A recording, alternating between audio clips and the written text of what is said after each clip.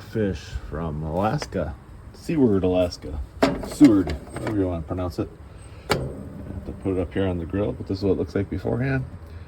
Get the skin off the back, fresh cracked pepper, sea salt, butter, a little bit of parsley. Cook in this little aluminum foil bowl that I made. And it should be done in about, I don't know, 30 minutes, 500 plus degrees. Top rack. All right, it's at 550 degrees. Look at that bubbling loveliness of rockfish.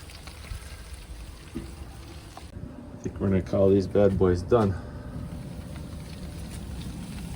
Look how nice and golden brown that is. It's beautiful. Feel the heat. Slide them onto my pan. We're gonna eat them. Yep, we're gonna eat them. This is a dark or black rockfish, not colored. It's just one. Both sides. It's been literally 1 minute since they're outside.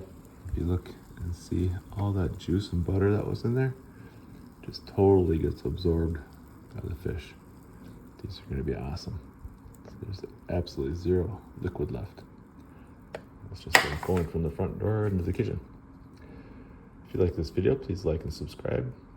I'll try to leave a picture of a blackfish in this video. Rockfish, dark.